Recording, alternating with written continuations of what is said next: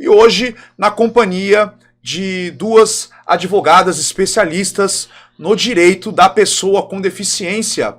A doutora Débora, seja bem-vinda, doutora. Obrigada, Maicon, prazer estar aqui. Maravilha, prazer é todo meu. E a doutora Laís. Obrigada, Maicon, pelo convite, é uma honra estar aqui. Boa noite a todos que estão acompanhando também. Aí, pessoal, doutora Débora e doutora Laís, elas são... A Laís é tributarista, né? Isso.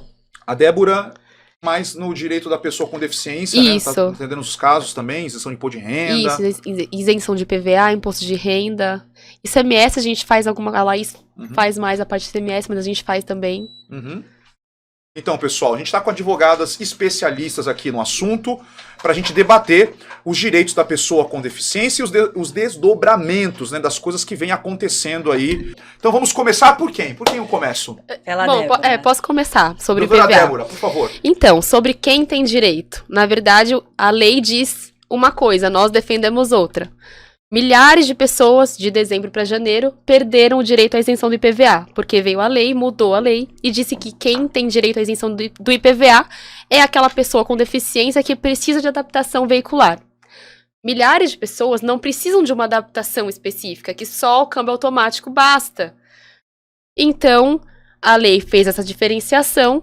A gente, no escritório que eu trabalho, a gente entrou com diversas ações. Até então não tinha ação do Ministério Público.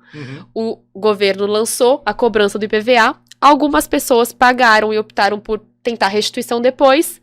Outras pessoas preferiram não pagar. A gente entrou com a ação, pedimos a liminar. Logo em seguida, o Ministério Público entrou com a ação também. Ao mesmo tempo, o pedido não é o mesmo, mas ele pede 2021 e conseguiu suspender a cobrança. Então, para os nossos casos específicos, a nossa liminar se tornou um pouco irrelevante, porque o Ministério Público conseguiu suspender todas as cobranças. Isso foi bom. Suspendeu, mas o pedido final é diferente. Então, a gente entrou com as ações. Agora a gente está em novembro. Milhares já foram julgadas, várias ações já foram julgadas. A gente teve bastante resultado positivo, mas não é algo pacífico. Eu posso te mostrar sentenças que mantiveram a isenção enquanto perdurar a propriedade. A gente tem muitas sentenças dos juízes que mantiveram somente para 2021. E nesses casos a gente consegue a restituição também.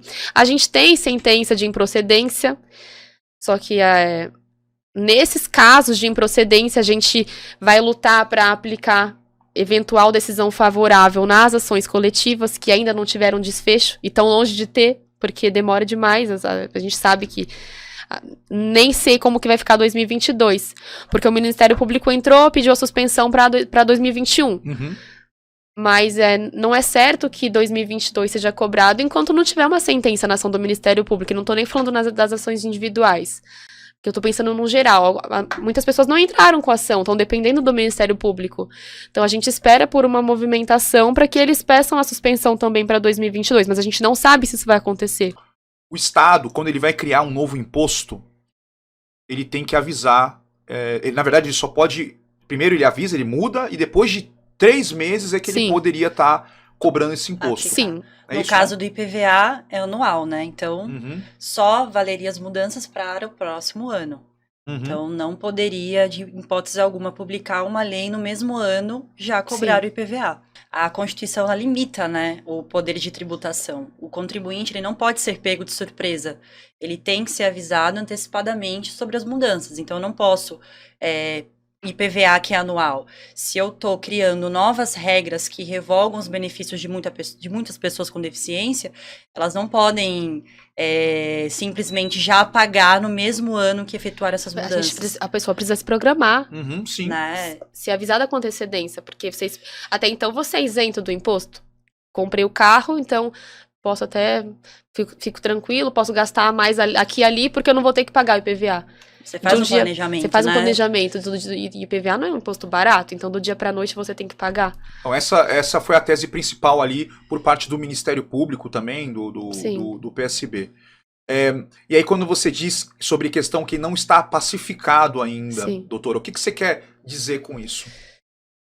Que quando o cliente chega pra gente e fala, vale a pena entrar na justiça? Vale a pena tentar, mas eu não posso te dizer que vai dar certo, porque a gente tem comarca comarcas grandes que tem vários juízes, a gente tem Isso é nível de estado de São Paulo, tá, pessoal? Agora esse assunto. E Paraíba. Tá, o pessoal do estado da Paraíba também está sofrendo da mesma coisa, a mesma mudança de lei, né? E aí, então, ela está falando das comarcas que são as regiões que tem os fóruns ali, né? Do estado de São Paulo todo. Osasco, por exemplo, a gente tem algumas sentenças de totalmente improcedente. Negou 2020, até 2021, que a gente entende que pelo menos 2021 deveria dar. Porque tem muitos precedentes judiciais nesse sentido. Mas temos sentenças totalmente improcedentes. E Osasco também temos sentença de procedente para 2021. Então, São Paulo também. Isso a gente está falando de nível de primeira instância, né? Mas você tem a questão da segunda instância. Como é que estão as coisas na segunda instância? A segunda instância é um pouco mais delicado, assim, porque quando a gente entra com a ação, a gente opta pelo rito do juizado. Então, a gente não tem custas para recolher, não tem risco de sucumbência. Então, assim, vale a pena tentar. Se der certo, perfeito, é o que a gente estava buscando. Se não der, valeu a tentativa. Agora, decidir se vai recorrer é um pouco delicado, porque tem a questão da sucumbência. Se você recorre e perde, tem que pagar um valor para a fazenda. E esse valor tem sido alto. Infelizmente, porém, tem o lado bom que a gente consegue, algumas a gente conseguiu ganhar recurso. Então, assim, é um assunto, tem que pegar o caso concreto, ver qual é a comarca, ver quais têm sido as decisões, porque a gente já conseguiu reverter em segunda instância, principalmente para 2021, pelo menos. Agora, como tem a questão da sucumbência, a gente precisa tomar um pouquinho de cuidado. Mas, o que eu posso dizer? O entendimento dos juízes de segunda instância tem sido, na maioria deles, para 2021. Para enquanto perdurar a propriedade, é bem dividido. É primeira instância. Agora, por outro lado, a gente tivemos algumas sentenças que os juízes deram a isenção para 2021 e para os demais anos, enquanto perdurar a propriedade. Nesse caso, a fazenda recorreu e a gente conseguiu manter. Assim. É o Estado, né? A fazenda recorre, que é um órgão do Estado. O Estado, ele recorre sempre, né? Para a segunda instância. Sempre, eles são obrigados. Eles são obrigados. E na ação individual, eles geralmente, na verdade, não sei se aconteceu algum caso, de ir para uma terceira instância, alguma ação individual. Aconteceu? A gente foi. Dessas de IPVA? A gente chegou aí. No início a gente estava até bastante interessado em tentar chegar até o STF. Mas eu digo assim, o Estado tentou, recorrer para a terceira instância. Não, ele falou, não aceitou a segunda e foi. Tentou em diversas ações, mas até o momento nenhuma passou. Nenhuma passou. Não tá conseguindo chegar até o STF. Acredito que essa discussão, se chegar até lá, não vai ser por meio das individuais. É muito importante, às vezes a pessoa pensa, eu vou esperar para ver o que vai acontecer. A gente tivemos algumas pessoas que nos procuraram, vou esperar para ver o que vai acontecer, mas é muito importante avaliar caso a caso. Não é porque, eu perdi, ele perdeu e ele perdeu, vou ver o que vai acontecer com eles e eu... Cada caso tem que ser analisado de forma individual, não são todos os casos iguais. Por mais que a matéria seja a mesma, é importante avaliar. Então, quem tem dúvidas é sempre procurar realmente um especialista para ver se o caso realmente vale a pena entrar na justiça, vale a pena esperar. Sempre tem os riscos, apesar da primeira instância, a gente consegue entrar. É um ponto muito positivo poder entrar no juizado por conta disso. A gente não tem como prever como os juízes vão se posicionar, né? Até porque a ação é distribuída, a gente não sabe para que vara vai, né? Mas, assim, é importante a pessoa com deficiência entender que existe um direito, né? E que a gente vai brigar por esse direito. Se vai dar certo ou não, vai depender da avaliação do juiz, e, né, em segunda instância também.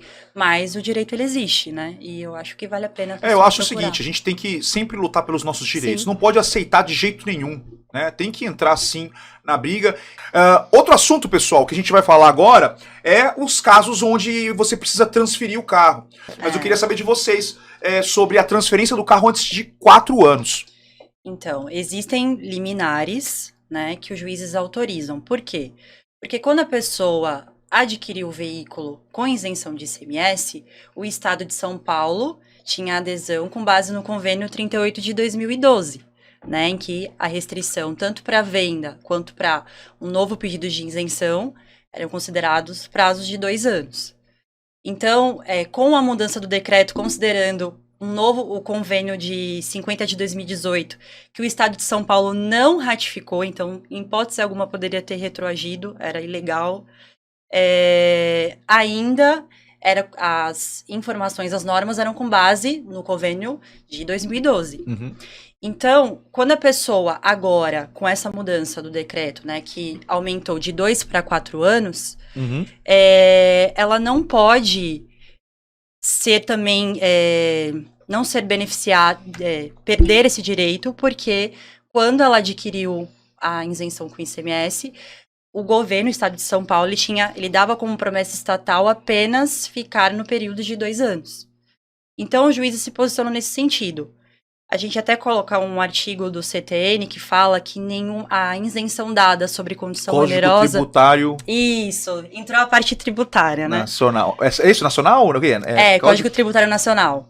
Desculpa, essa é uma pseudo-tradução, né? Não sei se ajudou muito, né? Mas para as pessoas que estão acompanhando entender.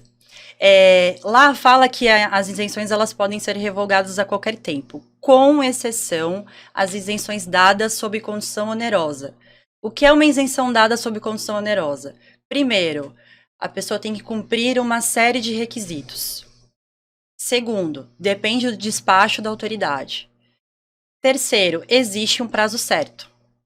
Então, o deficiente, para ele conseguir o benefício, ele tem que protocolar no CIVEI, tem que apresentar uma série de documentos, depende do deferimento da Secretaria da Fazenda, e o Estado promete o seguinte, ok, eu vou te dar a autorização, só que durante 2 anos você vai ficar com uma restrição lá, que é o intransferível, você não vai poder vender para terceiro e nem adquirir uma nova isenção. Então, existe uma promessa.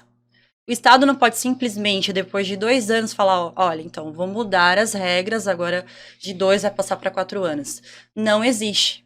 Então, o que os juízes estão fazendo? Eles estão considerando que o convênio 38 de 2012 dava o prazo de 2 anos, então as novas regras devem ser aplicadas para a nova isenção, não para as anteriores. Então, ele autoriza, sim, a venda para um terceiro depois dos 2 anos, e também autoriza o pedido de isenção de ICMS dentro desse mesmo período. Olha que legal. Ele considera que não tem como, né? Aquilo que eu falei, o Estado ele não pode simplesmente revogar, retirar direitos, até porque existia uma promessa estatal de que a pessoa poderia permanecer, só deveria permanecer durante os 2 anos. E aí ela também teve que cumprir uma série de requisitos para conseguir essa isenção, e aí o CTN fala que esse tipo de isenção ela não pode ser revogada. Olha que interessante, pessoal. Então, olha, tá aí, né? Mostrado aí pela especialista aqui. Você fez vários processos já a respeito disso? Já fiz. Tem uns que os juízes optam primeiro pelo contraditório. Vamos intimar, citar a Fazenda para a Fazenda se manifestar, mas outros de plano, considerando esse artigo do CTN, já determina, já autoriza a venda e também um novo pedido de isenção. E quanto tempo? Porque isso é importante, né? As pessoas que me procuram, elas querem saber, depois que entra com esse pedido, em quanto tempo demora a liminar para poder a pessoa já poder fazer a transferência? A liminar é rápida. A liminar para ser analisada 1 semana, assim, para ser analisada, né? Se o juiz der a decisão, aí vai é só o tempo burocrático mesmo, mas é questão de 1 mês. Não, mas com a liminar já pode fazer a transferência. Já. No início, os juízes estavam dando a liminar para vender. E recentemente eu vi uma liminar que o juiz deu autorização para vender e para comprar também. Para fazer um novo já em liminar, que é uma vitória muito grande já em liminar, porque os juízes eles preferem. Alguns têm o cuidado de esperar o contraditório, então isso demora. A Fazenda tem um prazo maior para cumprir no processo. Então, para esperar a sentença leva alguns bons meses. É bem observado. Os juízes estavam dando apenas para vender. Para o novo pedido, ainda tinha esse certo receio. Recentemente, a juíza deu para vender e também autorizou a entrada no novo pedido de isenção de ICMS. Foi uma decisão muito boa. Olha que interessante. E isso parece que a pessoa voltou atrás, a juíza, né? Uma coisa assim. Tinha uma juíza que ela estava acostumada, ela começou meio que a entender a situação ali Isso. e já estava liberando para a pessoa fazendo. Olha que legal, vender o carro, tem gente que de repente não quer vender o carro no sentido de estar como peso financeiro, mas ela quer trocar de carro, ela quer aproveitar a onda, né, que o carro seminovo ela tem os requisitos, né, atende os requisitos de entrar com pedido judicial. Sim. E o carro valorizou dela, né? Ela quer pegar e vender esse carro e com o dinheiro trocar de carro, comprar um 0 com isenção. Porque quando a pessoa comprou o veículo, foi prometido, tá ali no documento que ela poderia vender e comprar com 2 anos. Se a lei mudou, então que aplique a lei para dali em diante. Aquilo que você falou, ela fez todo um planejamento patrimonial. Sim. Nossa, daqui a 2 anos eu vou conseguir vender, vou conseguir comprar outro carro. E é um direito dela. Sim. Exato. Eu já cheguei a pegar contestações que eles falam que essa mudança ocorreu porque diferente de um taxista, por exemplo, o deficiente não utiliza muito o veículo, então 4 anos seria um período razoável. Mas independentemente disso, quando ela aderiu, né, quando ela conseguiu a autorização da isenção de ICMS, era um outro convênio, e o convênio prometia a restrição de 2 anos. Sim. Então, não tem porquê. A gente vai falar agora rapidamente sobre a questão da possibilidade de você, completou os 2 anos, poder fazer um novo pedido. Como é que funciona isso, doutora? Da mesma forma também que o ICMS, havia também uma promessa estatal dos 2 anos. Eu até estava explicando para a Débora que eu cheguei a pegar casos que a pessoa, porque a validade é 270 dias. Então a pessoa conseguiu isenção em 2020 e resolveu dar entrada, né, escolher o seu veículo depois da publicação da medida provisória. E aí se deparou com a concessionária falando, olha, a Receita cancelou o seu pedido, porque hoje você não cumpre mais os requisitos, você deu entrada, mas hoje a restrição são para 4 anos. Mas a pessoa conseguiu antes da mudança, né? Então, a mesma tese de ICMS também serve para a de IPI.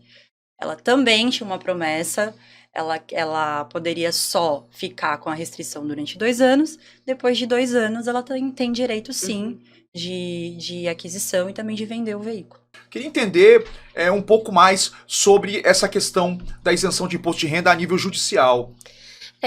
Assim, a lei de imposto de renda, da isenção do imposto de renda, ela traz um rol taxativo das pessoas, das doenças que dão direito à isenção do imposto de renda.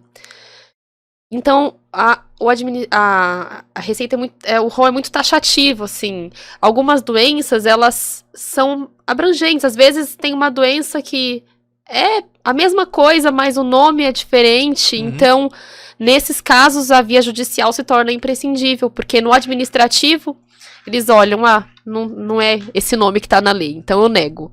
Mas, na verdade, a pessoa tem aquela cardiopatia grave, tá escrito de outra forma. Cegueira tá na lei lá, acho que é cegueira que tá, né, na lei. E aí, cegueira é a pessoa, ela é monocular, né? Tem gente que entende que cegueira seria cego dos 2 olhos, mas não. Não, é monocular. Muita gente desiste, assim. Na verdade, eu até recomendo que não se entre administrativamente os casos de monocular, entrar diretamente na justiça. Para esses casos onde a doença não está exatamente descrita na lei, a gente recomenda direto ao judicial, porque não é necessário entrar primeiro no administrativo. A gente tem a opção de ingressar direto na justiça. Que algumas pessoas acham que primeiro precisa pedir. E, por exemplo, no caso do monocular, a gente sabe que provavelmente vai ser indeferido por conta do rol taxativo. E aí vai atrasar todo o processo, né? Porque até entra no administrativo, espera o indeferimento, entra na justiça e isso atrasa. Então, nesses casos, por estratégia, é melhor ingressar direto na justiça. Em outros casos, quando a pessoa tem a doença que está exatamente descrita na lei, é interessante entrar no administrativo, é célere também. A Receita, ela não... A gente fala que é interpretação extensiva. Ela não consegue interpretar, ela não faz. Ela vai seguir exatamente, estritamente o que está na lei. Ipsus literis, né? Exatamente. Então, o judiciário, o leque é muito maior. Você consegue discutir a finalidade da lei. Qual a finalidade da isenção do imposto de renda? Por que a cegueira tem e o monocular não? Por que existe essa distinção? A gente consegue equiparar doenças, utilizar por analogia. Exatamente. O que no administrativo a gente não consegue. Não dá. E é rápido, relativamente rápido, né? Um processo judicial, né? Eu soube que, dependendo de uma liminar ali que vai suspender, Sim, né, a cobrança, sim. pode sair aí até 2 meses? Como é que funciona? Não, a liminar ela costuma ser bem rápida, acredito. Como os processos de isenção de imposto de renda Porque é nível nacional, né? Imagina, comarcas, é federal, né? Sabe, né? como é federal, costuma ser um pouco mais demorado que a estadual, mas ainda assim rápida. Uhum. 1 mês para liminar, né? 1 mês, 2 Olha. meses. 2 meses um tempo bem razoável. Sim. E aí depois que cessou, e agora é só ir para a sentença final e conseguir a restituição nos últimos 5 anos, né? Olha que interessante, pessoal. Então tem isso também, né? A isenção de imposto de renda. Saiu a liminar, já cessa de cobrar aquele valor que desconta do seu contra-cheque de aposentado, pensionista ou militar reformado. É muito importante a gente dizer isso, né? Que a gente fala das doenças graves, mas tem que ser concomitantemente, tem né? Que ser aposentado. Tem que ser aposentado, pensionista, não é para qualquer um. Tá? Aposentado, pensionista ou militar reformado. Aí você vai vai parar de descontar do seu contra-cheque aquele valor ali que já diz, né? Imposto de renda na fonte. Sim, retido vai na parar, fonte. retido na fonte. Vai parar de descontar. Aí você vai ficar sossegado, aguardando, né, a decisão. E, como eu falo para vocês, né, a gente tem vários parceiros advogados que são especialistas no assunto, né? A gente tem, por exemplo, elas aqui representam a RF, né, a advocacia, tá aqui para representar, do Dr. Roberto de Faria, a Sociedade de Advogados. E a gente tem também aí vários, né, tem o nosso patrocinador e vários escritórios de isenção que são parceiros da Despnet que atuam no segmento. Então você não perde tempo, vá buscar o seu direito, tá? Vá buscar o seu direito, porque como falam, né, é uma cobrança, você está fazendo um pagamento, uma cobrança melhor. É uma cobrança indevida, né? A pessoa está indevidamente pagando o imposto. Sim. E por os últimos 5 anos isso é devolvido para ela. É restituído os últimos 5 anos. Ou então, para quem cumpre os requisitos recentemente, porque você tem que ser aposentado e estar com a doença. Juntando esses 2 requisitos, você tá apto a ser isento do imposto de renda. Se fizer muito tempo, limita aos 5 últimos.